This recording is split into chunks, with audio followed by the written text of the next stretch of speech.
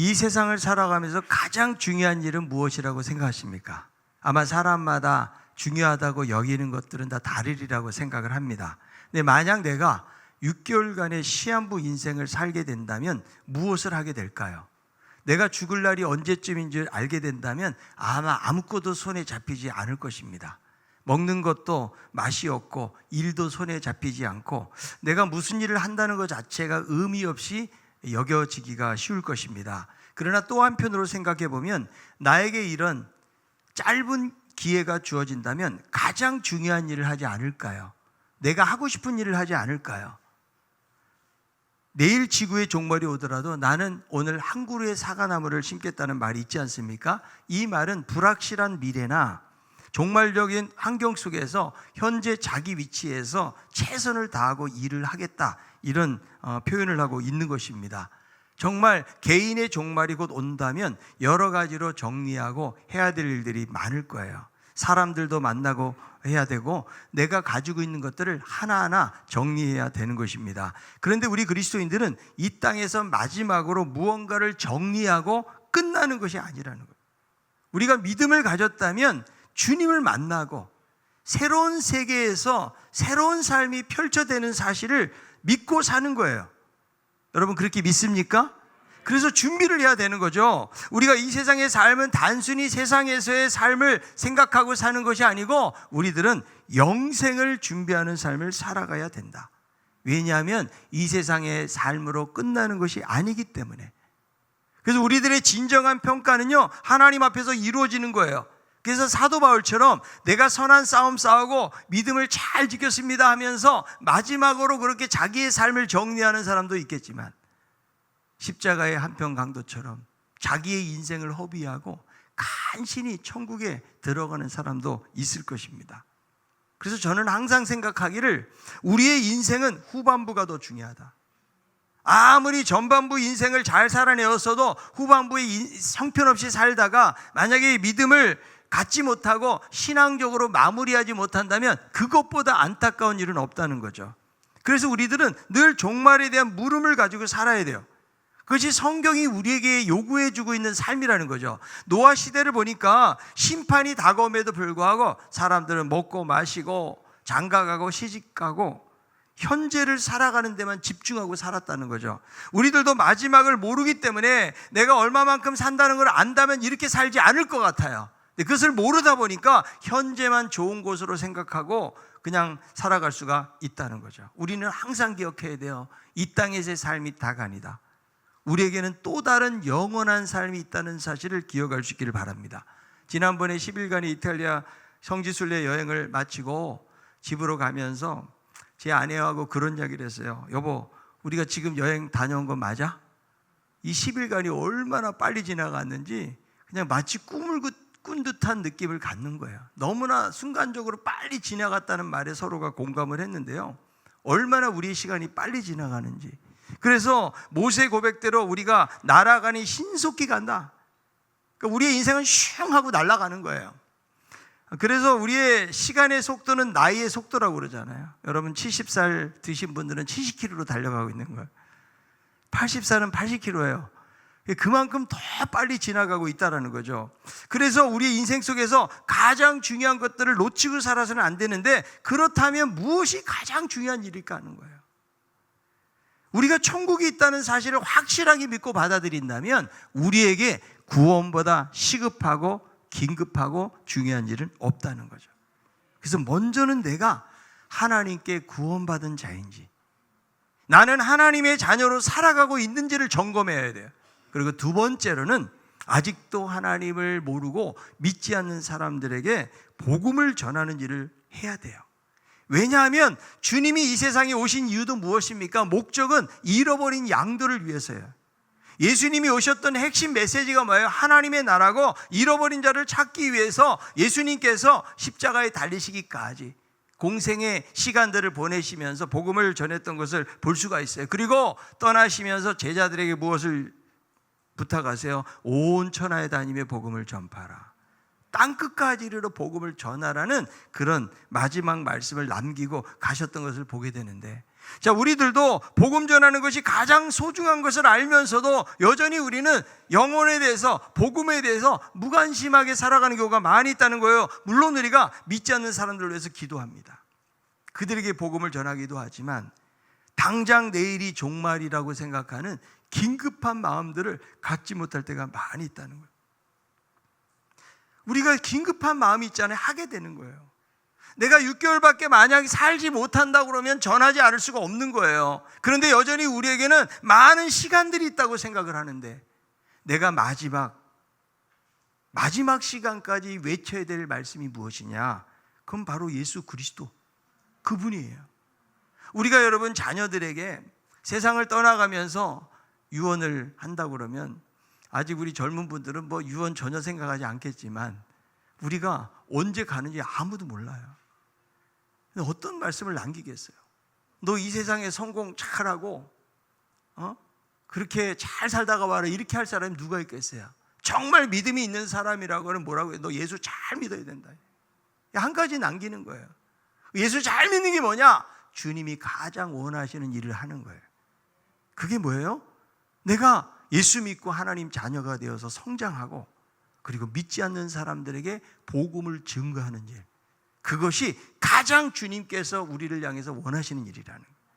그래서 여러분, 이 사도 바울도 어때요? 예수 믿는 사람 핍박하고 죽이고 뭐 잡으러 다니고 이런 사람이었는데, 어느 날 다메섹 도상에서 예수 만나면서 그는 하나님 나라를 위해서 헌신하는, 복음을 증거하는 믿음의 사람으로 변화된 것을 보는데, 오늘 말씀을 통해서 그는 복음에 대해서 어떤 생각을 가지고 살았는가를 생각해 보려고 합니다. 첫째, 복음을 위해서 포기하는 그런 모습을 볼 수가 있습니다. 사도 바울은 전도하면서 누릴 특권들이 많았는데, 바울은 자신이 충분히 누릴 수 있는 권리들을 포기했던 모습을 봅니다. 자, 고린도전서 9장 4절부터 7절까지 한번 읽어봅니다. 우리가 먹고 마실 권리가 없겠느냐?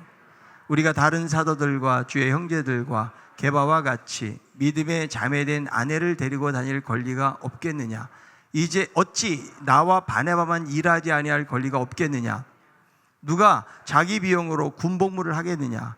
누가 포도를 심고 그 열매를 먹지 않겠느냐? 누가 양떼를 기르고 그 양떼의 젖을 먹지 않겠느냐? 자, 이 말씀을 보니까 바울이 포기한 게 뭐예요? 먹고 마시는 거 포기해요.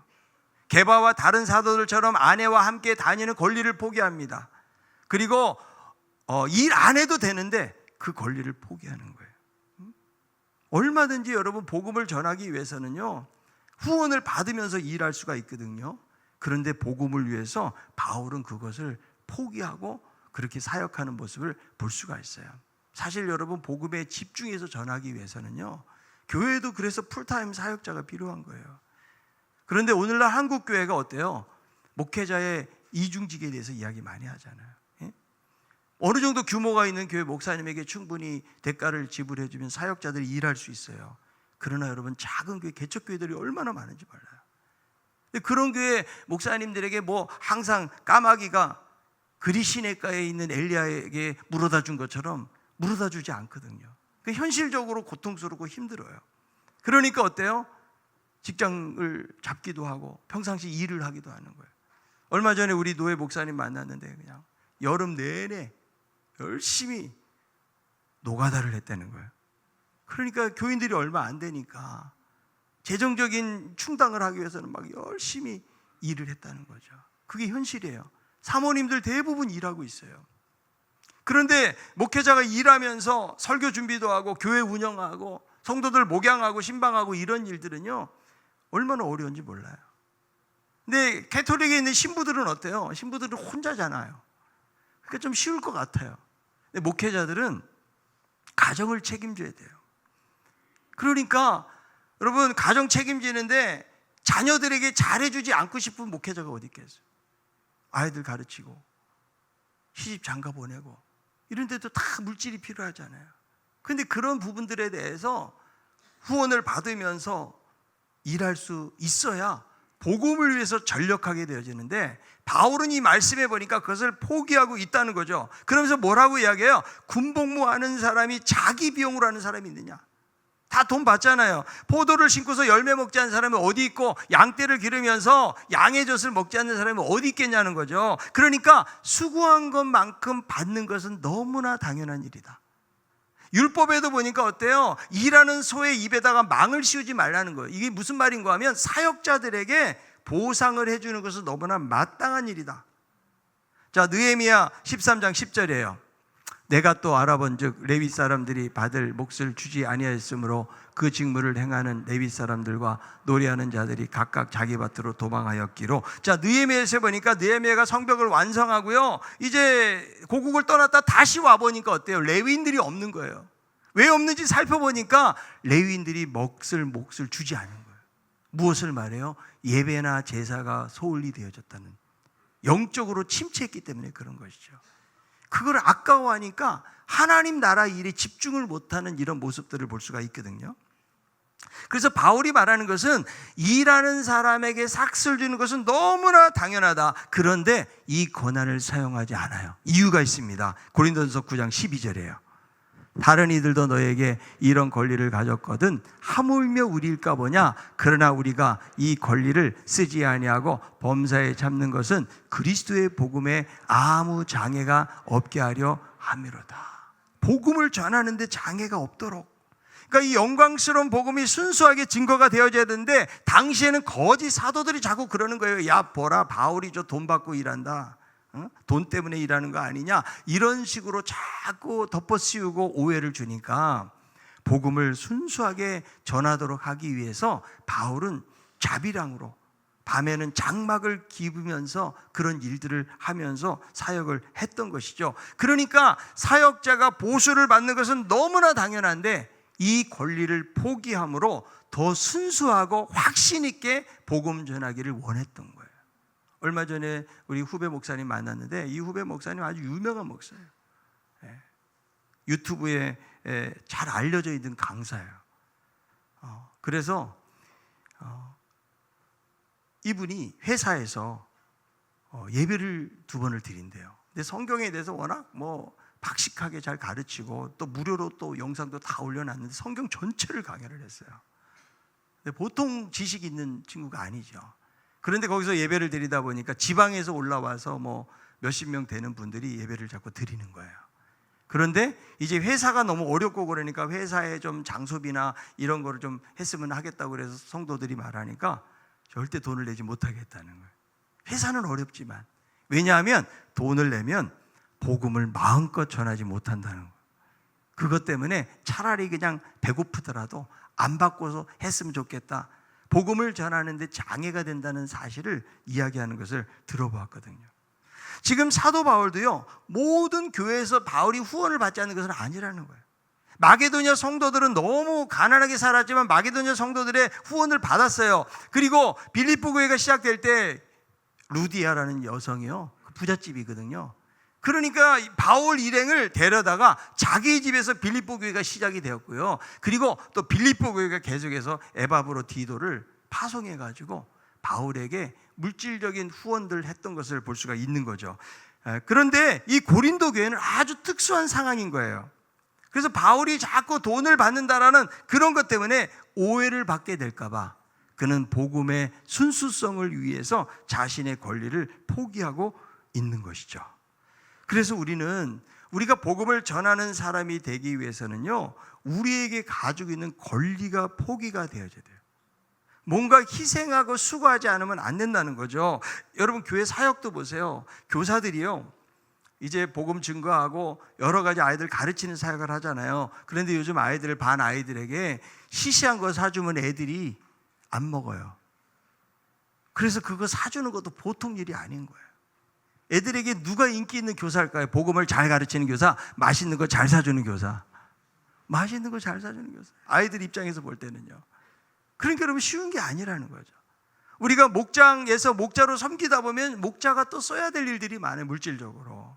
그걸 아름답게 사용하는 분들이 우리 교회 안에도 많은 것을 볼 수가 있는데요. 이게 자기의 권리를 포기하는 거예요. 우리가 교회에서 있는 어떤 재정적인 후원만 가지고는요, 충분히 우리의 사역들을 감당하기가 어려운 거죠. 요한 3세에 보니까요, 가이오하고 디오드레베라는 사람, 2사람이 등장합니다. 둘 다 소아시아 장로예요. 그런데 가이오는 아주 칭찬받는 사람. 왜냐하면 가룟은 복음 전도자들을 자기의 물질로 섬겼어요. 그러다 보니까 이 사람들이 너무 감동을 받아가지고 다른 데 가면 누구 칭찬을 자꾸 하는 거예요? 가룟을 칭찬해 주는 거예요. 그래서 사도 요한이 너무 사랑스러워가지고 사랑하는 자여 내 영혼이 잘된 같이 내가 범사에 잘되고 강건하기를 내가 강구한다는 칭찬을 하는 거예요. 여러분 그렇게 칭찬받는 사람 되길 바랍니다. 자, 옆에 있는 게 칭찬받는 사람 됩시다. 그런데 우리가 한 사람 더 봐야 돼요. 디오드레베라는 사람이 있어요.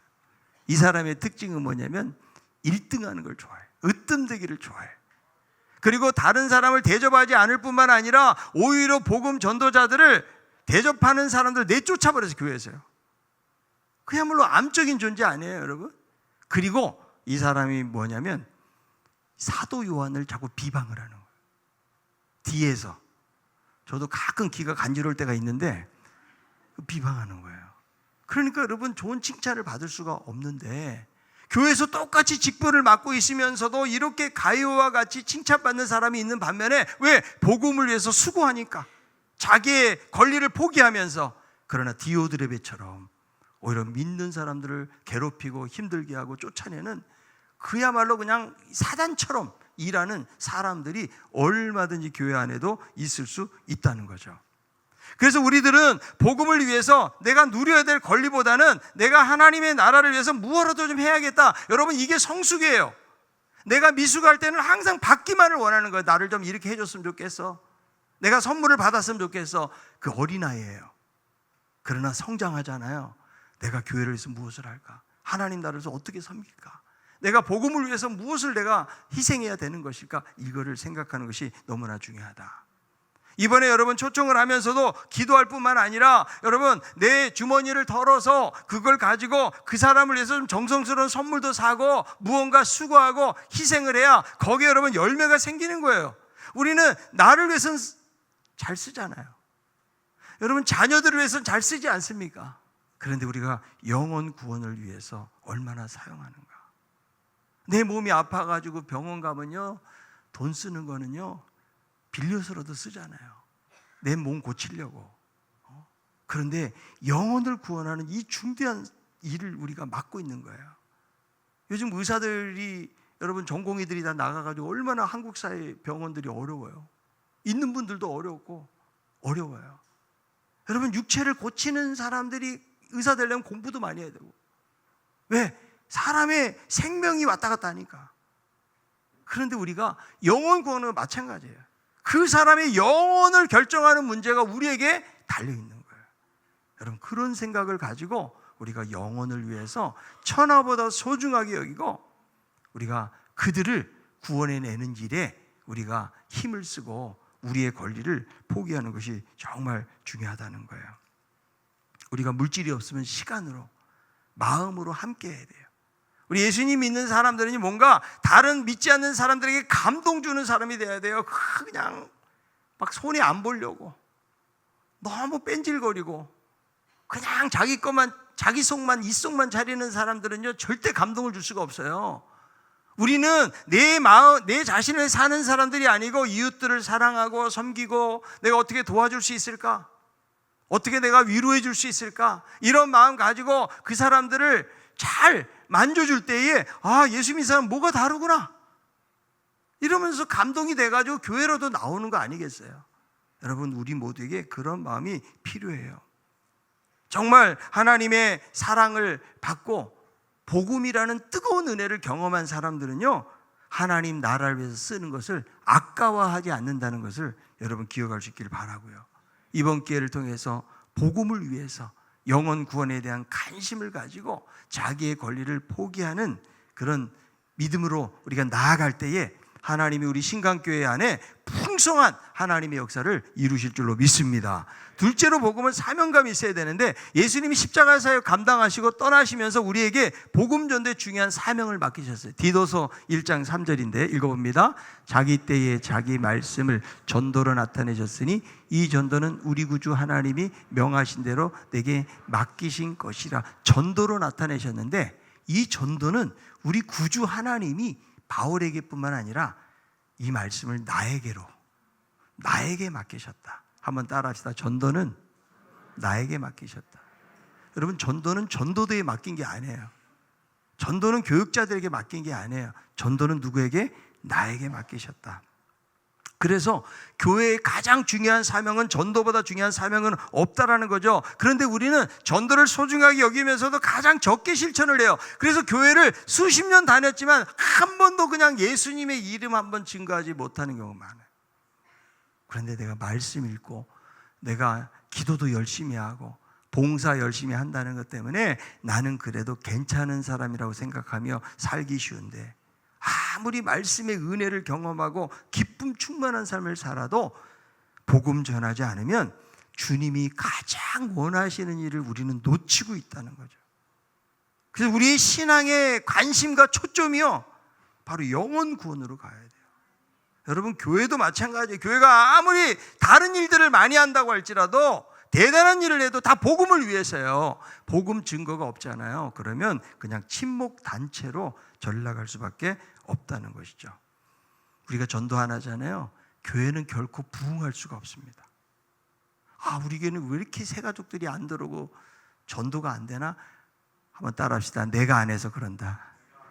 내가 안 해서요. 남을 탓할 것도 없어요. 우리 안에 정말 뜨거운 마음을 가지고 영혼 구원에 대한 마음을 품는 사람들이 다니면서 전도를 해야 교회가 부흥이 되고 변화가 되는 것이지요. 그냥 누군가가 알아서 하겠지, 더 열심히 있는 사람들이 하겠지, 여러분, 우리가 그런 생각할 수가 있다는 거죠. 그런데 하나님의 사랑을 충만하게 경험한 사람들의 공통점, 복음을 전한다. 자, 고린도서 9장 16절에 있는 말씀이에요. 내가 복음을 전할지라도 자랑할 것이 없으면 내가 부득불할 님임이라. 만일 복음을 전하지 않으면 내게 화가 있을 것이로다. 내가 복음을 그렇게 전한다 할지라도 사도 바울이 얼마나 여러분 복음 전하면서 고난을 받습니까? 막 교회들을 세우면서 가는 곳마다 배고프고 굶주리고 강도 위험이 있고 강의 위험이 있고 수많은 그런 여러분 고난 속에서도 바울은요, 교회를 위해서 염려하고 영혼들을 사랑하는 마음을 끝까지 품었던 모습을 보는데, 그러면서도 바울이 뭐라고 말해요? 나는 결코 자랑할 것이 아니다. 복음 전하는 것은 부득불할림이라는 말을 하는데, 이 말이 무슨 말인가 하면 필연적인 사명감을 가지고 있다는 말이에요. 그저 할 일을 할 뿐이에요. 자, 여러분, 남편이 돈 버는 거 여러분 자랑하세요? 이번에 우리 남편이 월급 받아왔어. 물론 몇 달 동안 안 받아도 받아오면 자랑하겠죠. 근데 그 자랑을 안 한다. 물론 여러분, 남편들이 돈 버느라고 너무 수고해요. 그런데 어느 날 남편이 딱 보니까 화장실을 깨끗하게 청소해서, 그럼 자랑하세요, 여러분. 그런 거는 왜? 모든 남편이 하는 건 아니기 때문에. 어느 날 난 손 하나 까딱하지도 않았는데 그냥 남편이 나한테 그냥 이렇게 맛있게 한 상을 차려줬다. 그런 거 여러분 자랑하셔도 됩니다. 아내가 집에서 일하면서 내가 오늘 빨래했다 자랑하는 사람, 내가 집에서 애들 밥 차려줘서 이거 자랑하는 사람이 있어요? 아무도 없어요. 근데 여러분, 이런 거 자랑하세요. 내가 힘이 좋아서 냉장고를 번쩍 들어서 옮겼다 자랑하세요. 그런 건 너무 뭐한 일이에요? 당연한 일이다. 그러니까 누구에게 복음 전하는 것은 자랑할 일이 못 된다. 왜 바울이 자랑할 일이 못 된다고 이야기하고 부득불할 일이라고 말하면서 만약에 내가 복음 전하지 않으면 벌을 당할 것이라는 말을 했을까요? 왜냐하면 하나님이 바울에게 주신 은혜를 생각하니까 너무 큰 거예요. 자기는 포행자였어요. 핍박자였어요. 그런데 이방인들에게 복음을 전하는 사도로 삼으시니까 그 사랑에 감복해가지고, 내가 이런 십자가의 놀라운 사랑을 경험했는데도 내가 복음을 전하지 않는다면 나는 벌을 받아 마땅하다는 말을. 우리들도요, 하나님의 사랑이 얼마나 큽니까? 내가 예수님 안 믿고 살아간다면, 우리 믿음 있는 사람들 한번 생각을 해보세요. 내가 예수님 안 믿고 산다면 내 인생이 과연 어떻게 살고 있을까? 물론 열심히 살았는지는 몰라요. 그러나 허무한 세상을 사는 거예요. 목적이 없는 세상을 사는 거예요. 내가 왜 이 세상을 살아가야 하는지에 대한 삶의 진정한 의미를 깨닫지 못하고 살아갈 수밖에 없다는 거예요. 그런데 예수 만나고 어때요? 우리는 본질상 진노의 자녀였어요. 우리는 원수된 자들이었어요. 하나님의 심판에 처할 자들인데 하나님이 우리를 사랑하시되 무조건적으로 사랑하셨어요. 우리가 십자가를 통해서 우리를 구원해 주셨으니까 이 사랑을 받은 우리가 아무 말도 안 하고 그냥 하나님 사랑 너무 좋아요, 감사해요, 여러분 이렇게 살아간다면 그것은 성경이 우리에게 뭐라고 말해요? 벌을 받아도 마땅하다. 자, 에스겔 33장 6절에 있는 말씀. 그러나 칼이 이 마음을 파수꾼이 보고도 나팔을 불지 아니하여 백성에게 경고하지 아니하므로 그 중에 한 사람이 그 임하는 칼에 제거당하면 그는 자기 죄악으로 말미암아 제거되느니와 그 죄는 내가 파수꾼의 손에서 찾으리라. 우리가 파수꾼이라는 거예요. 자, 옆에 있는 분에게 당신은 파수꾼입니다. 파수꾼이 뭐 하는 거예요? 위기가 처하고 지금 전쟁이 벌어지면 나팔을 불어서 사람들을 깨워야 되는데 파수꾼이 아무 소리도 안 하고 있는 거예요. 나팔을 불지 않는 거예요. 그러면 그거로 인해서 화를 당하게 된다는 말이죠. 그래서 책임이 우리에게 있다. 그런데 우리 모두가 다 복음 전하는 건 너무 어려워하잖아요. 그런데 우리는 이 개념이 참 중요하다 생각해요. 복음 전하는 것은 이웃을 완전히 굴복시켜가지고 막 예수님의 법 앞에 복종시키는 게 아니에요. 그런 일들은 잘 안 일어나요. 여러분, 복음은 누군가를 변화시키는 일이 아니에요. 내 말로, 내 행동으로 얼마나 변화가 되겠어요? 변화시키는 그리스도께로 인도하는 거예요. 그래서 그 예수님을 만나도록 우리는 뭐 하는 거예요? 소개해주고 만나도록 하는 거. 저는 그게 복음 전하는 거라고 생각이 들거든요. 그 사람에게 열매를 맺는 것은 누가 맺게 하는 거예요? 하나님이 열매를 맺게 하는 것이기 때문에. 내가 뭐 말을 좀 잘하고 내가 어떤 선한 행동을 했다고 사람들이 마음이 확확 달라지나요? 그렇지 않아요. 하나님이 열매 맺게 하신다. 여러분, 대신자들이 안 나오더라도 너무 낙심하지는 마세요. 하나님이 우연히 만나서도 그 사람을 오게 하실 수도 있다고요. 그 길에서 우연히 만났어요. 그래서 그냥 우리 교회 새생명 축제에 있는데 한번 원래 말했는데 내가 그 사람 기도도 안 했는데 그 사람이 오겠대요. 그러면 이게 하나님 주신 선물 아니에요, 여러분? 그러니까 하나님이 어떤 방식으로 우리에게 어떻게 역사하실지 모르기 때문에 중요한 것은 뭐냐면 복음의 씨는 뿌려야죠, 우리가. 예? 이 사람이 예수 믿는지 안 믿는지 우리가 확인하고 씨앗은 뿌려야 뭐 열매를 맺든지 안 맺든지 하는데 아예 씨앗조차도 뿌리지 않아요. 그래서 복음주의 신학자인 존 스타트가 뭐라고 말해요? 침묵하는 것은 죄입니다. 입을 열어야 돼요. 우리가 예수를 전해야 돼요. 네. 우리가 여러분 주님을 섬긴다는 것이 항상 내가 막 모든 일이 좋아서 하는 건 아닌 거 아시죠? 여러분, 제가 목사잖아요. 얼마나 제가 성경을 좋아하겠어요. 항상 성경 읽고 싶지 않아요, 이제. 기도하는 거 막 날마다 제가 기도를 사모하고 나가야 돼. 어쩔 때는 정말 기도하기 싫어요. 그런 마음이 저에게도 있다니까요. 그런데 제가 사명 감당하려면 말씀도 봐야 되고 기도도 해야 되고 하나님과 경건의 시간을 갖지 않으면 제가 사역을 할 수가 없으니까 하는 거예요. 구레네 시몬이 예수님 옆에서 십자가 들고 싶었나요? 그냥 옆에 지나가다가 그냥 구레네 시몬이 그냥 군병들한테 이거 좀 들고 가라는 거예요. 그래서 무거운 짐을 억지로 진다고 그래요, 성경에 보니까. 그런데 구레네 시몬의 후손들이 하나님 나라를 위해서 쓰임받는 후손들이 되거든요. 억지로라도 말씀을 보다 은혜가 되는 거예요. 아멘을 좀 크게 해보세요. 억지로라도 특세 나오지 말라는데 그래 나가보자고 은혜가 되는 거고요. 여러분, 전도도 내가 그냥 억지로라도 그냥 좀 두렵고 거절당할까봐 여러 가지 그런 마음도 있지만 그냥 순종하는 마음으로 입을 열어서 말하면 그 결과는 누가 책임지신다? 하나님이 책임지시는데 억지로라도 전하다가 영혼 구원의 뜨거운 마음을 갖게 되기 때문에 해야 돼요. 그러니까 무언가 여러분 우리가 움직이고 행동하지 않잖아요. 그럼 아무 일도 안 일어나요. 어떻게 하나님의 역사가 일어나냐고요. 하나님이 다 행하시는 것이 아니에요. 우리가 헌신하고 수고하고 내가 이것을 전하지 않으면 나에게 화가 임하리로다. 바울은 이런 무거운 중압감이 그를 가지고 있었어요. 그래서 그는 뭐라고 이야기합니까? 몇몇 사람이라도 구원하기 위해서 유대인들에게는 유대인처럼, 율법이 없는 자들은 율법이 없는 자처럼, 너무 약한 자들은 약한 자처럼 그렇게 다가갔다는 거예요. 이게 바울의 전도 방법이고, 예수님도 보세요. 예수님도 수가성 여인에게 가서 처음부터 뭐라고 그래요? 복음 전하지 않았다가 물을 좀 달라고 그러죠. 접촉점을 만드셨잖아요. 뭐 하기 위해서? 몇몇 사람을 구원하고 이 복음에 참여하기 위해서. 저는 여러분 모두가 이 복음에 참여하는 사람이 되길 바랍니다. 아멘.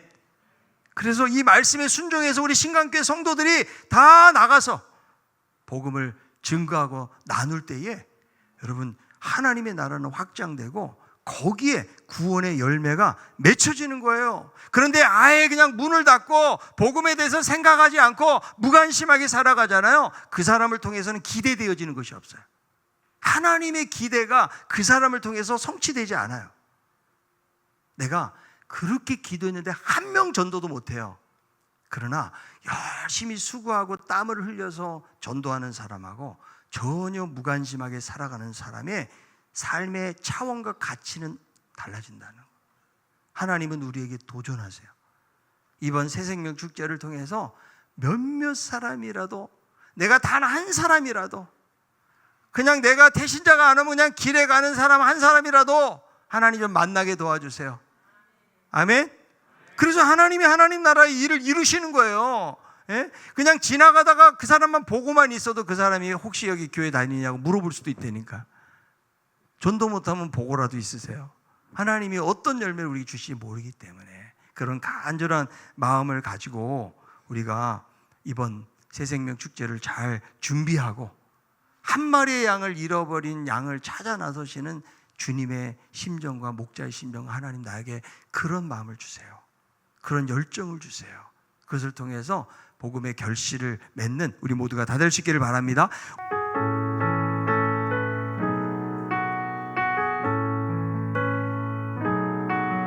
가사를 잘 생각하며 찬양하기 원합니다.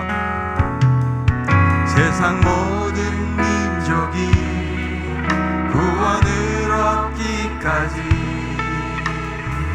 쉬지 않으시는 하나님, 주의 심장 가지고 우리 이제 일어나 주 따르게 하소서. 세상 모든 육체가 주의 영광 보도록 우릴 부르시는 하나님, 주의 손과 발 되어 세상을 치유하며 주 섬기게 하소서. 우리 바다 높음같이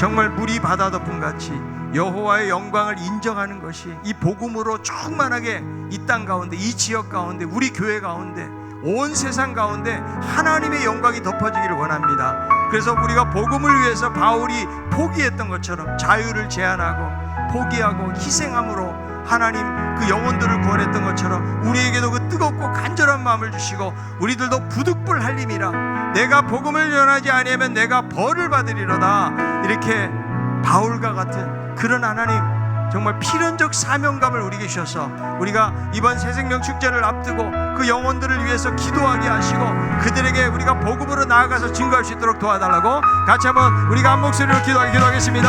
하나님 아버지, 은혜를 감사합니다. 우리 하나님께서 아버지 하나님이여 뿌리 바다 덮음처럼 온 세상에 하나님을 지식을 아는 것으로 충만해지게 하여 주옵시고 하나님의 영광이 가득해지길 원합니다. 아버지 말씀을 증거하지 않으면 어떻게 하나님 아버지 온 세상이 변화가 되고 하나님 나라가 임할 수 있겠습니까? 아버지 우리가 입을 열게 하시고 하나님 다가가게 나가서 복음을 증거할 때 하나님의 아버지 귀한 역사들이 나타나기를 원합니다.